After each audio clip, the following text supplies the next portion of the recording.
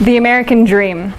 The white picket fence, the luxury car, the suburban home, the safe and comfortable 9-to-5 job, the paid holidays, the occasional vacation, the glorious corner cubicle with the window. All of this has been fed to us as ideal. Being able to get paid, having the newest gadgets, the nicest things. But all of this is for what cost? You know, what does it really give us? Headaches. We lose our sleep at night. We are in a cubicle farm. You know, we are paid, but does it really make us happy? We have endless debt with credit card payments.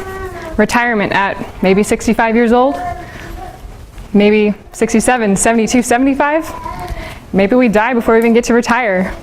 Endless exhaustion, frustration. Is this really what happiness is? Is this really what we define as who we are? Yes, we go to work and we get to do something that can be useful, that can be meaningful, but are we really happy? Is this really what we're meant for? Is this really success? Do we define ourselves by getting up in the morning and going to work to pay for the car that we use to get to work? Do we pride ourselves in the big house that we fill things with just to show that we work? Just to show that maybe we're happy. If I have more things, I must be happy, right? I must be doing all right. We live in a world that teaches us that happiness is based on what is in your bank account and what is in your house. It's based on how many cars you have, that 3 or 4 car garage, the nice fancy clothes you're wearing, or the gadgets on your wrist or in your pocket. This is the world that we're told is happiness, that as we have more stuff, the happier we become. In fact, the world around us inundates us with messages and advertisements saying that we need to buy more and more and more. And when we buy more and more, we need a place to put our stuff, so we buy a storage unit to put all the stuff that doesn't fit in our large houses. Did you know that there are more storage units in the United States than there are McDonald's, Subways, and Jack in the Box restaurants combined? Now here in Rexburg we have, 2 McDonald's, we have 3 Subways, I think. We have a Jack in the Box, which I've never seen anyone go into, but we have one. And that's great, you know? Thank goodness we have a Jack in the Box. This is the world that we live in. We're told that we need more things, we need more and more, and where do we put it? What does it do for us? It gathers dust on our shelves. It fills our closets with things that we don't really need. The world is shouting at us, saying that we need all these things to show the world that we're happy. But what can we do to show ourselves that we're happy? How do we know that we are truly happy? In this world that tells us that we need all these things, we need a smaller voice, but a louder voice saying that we are enough, that we have enough. In fact, we have more than enough. And I'm here to say that to be really happy, we need nothing. In fact, we need minimalism, which is the new American dream. Now, minimalism, I'm not sure if any of you have heard about it, but it's a growing movement that's all about owning less. But it's more than just owning less. It's about valuing the things that you own more. Minimalism isn't simply owning fewer things, it's about finding where you truly place your value and cutting back on everything else. Minimalism is living an intentional life. Owning things that only make you happy. Owning things and doing things that really bring you that happiness and give you that purpose and that passion. Minimalism is about spending your time and your money and your attention on things that really matter in your life, like your family, your passions, your careers. Minimalism gives you less mess, more space, less stress, and more giving of who you really are. Less quantity and a lot more quality. Less debt and more savings. You have less clutter, less cleaning, more respect, and more meaning. And that rhymes. Isn't that cool? More appreciation for what you really do have. Your items have more purpose. Your life has more purpose. I am here to say that less stuff really does make you more happy. I have a short story to tell you guys that applies to every single one of you. In fact, it probably happened to you this morning, or maybe even coming here to this presentation. You go to your closet, or your drawers somewhere in your room, and you open it up and you see all this beautiful array of textures and fabrics and patterns. All these things that you've bought because they're nice, because they look good.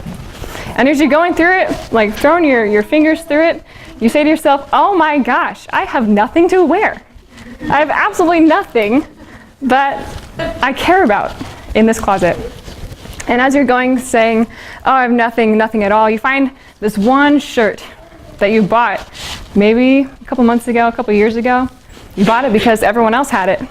It's nice, it's cute, it was the fashion, but it never really fit you right. Or the color was nice, but it never really went with anything that you actually own. And so, sadly, you put it back in the back of the closet, or you fold it up and stick it underneath a pile of clothes. So you don't have to think about how useless it is. You don't have to think about that useless purchase that you made with your money and your time. Now, I have a personal experience doing this. In fact, it happened to me this morning, but I also recently have gone through my entire closet. I grabbed every single article of clothing that you can see, not including underclothing, because I have a lot of that too. But all, yeah, anyway, all of this clothing that I have, I went through it and I counted every single piece. And I found that I have 16 jackets/coats. I have 32 dress shirts. And I think I'm a pretty professional looking person most of the time, but I have 32 dress shirts. That's more than a shirt than like every day in the month. Do I really need 32? I don't know. I had 6 skirts, of which my roommates told me they've only ever seen me wear 2 of them. I had 29 dresses, and like I said, I only wear 4 of them, and if I had the choice, I would rather wear those 2 skirts that I have. I have 6 pairs of jeans and 2 pairs of slacks. That's great, because I have 2 pairs of them. That's pretty impressive. 37 heavy sweaters, and I know we live in Rexburg, but that's 37 sweaters, man. And then 35 pairs of shoes, in which I counted 12 pairs of heels, 7 pairs of boots, and 7 pairs of flats, and many, many more. In total, I counted up everything. I had 102 articles of clothing. That is a lot. And I've always told myself that I like to have enough clothes to last so I don't have to wear the same thing in a 2-week span. So if I wear this outfit today, I'm not going to wear it for another 2 weeks. And that's this mental thing that has happened to me because of the advertisements, because of what the media is telling us, that the world is saying you need enough so that you always look fresh, so you always look cool, so you always look nice. But honestly, we have more than enough. We have way too much. Minimalism is a lifestyle change. Minimalism isn't about simply owning less. It's about decluttering your life so you can focus on more. It's about not being owned by your belongings, not being controlled by the life that you have bought yourself, but rather controlling the life that you want. So how do you go about cutting out all this extra stuff in your life? I put together a few different steps on how to declutter yourself, which I am in the process of going through because 102 articles of clothing is way too much. How to live with less? Start slow and start small. Start by going to your closet, pulling out everything. Maybe just go through your pants at once and cutting out, the things that you don't need. You want to start in different little sections. So maybe start with like your bedroom in one day or 1 week, even 1 month. Next time, go to your kitchen. Next time, go to your toiletries. I'm sure you ladies have so many different types of mascara and foundations that you're not even done using it, but you buy another one, so you start using the one that you just bought because you're excited to use it, but you have so much more already. Next step is remove, but don't discard. One trick that you have of being able to let go of your emotional attachments to your belongings, because we all have an emotional attachment to it.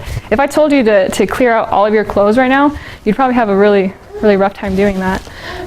But remove it, put it in a separate box, put everything in boxes and label them. And then the next 30 days, If you need something, if you really miss an item, go to that box and pull it out, and then you have it. Everything else that you don't use in those 30 days, you didn't miss it. You didn't need it. So why do you have it? Go ahead and discard it. Donate it to the DI or Goodwill. Sell it to, or give it to a roommate, sell it to other people, because we're kind here. But if you haven't used anything, why do you still have it? Analyze and measure the true value of your belongings. Why do you have these things? What value do they give you in your life? And my favorite, no duplicates. I was going through my heels. The past couple months, I'm telling you, I've been saying to myself, I don't have any black heels. I need to go buy some black heels. I dug out all my shoes. I have 3 pairs of black heels that I didn't even know that I had. So if you have duplicates, you don't need that. You don't need so many things. So how might your life be better with less?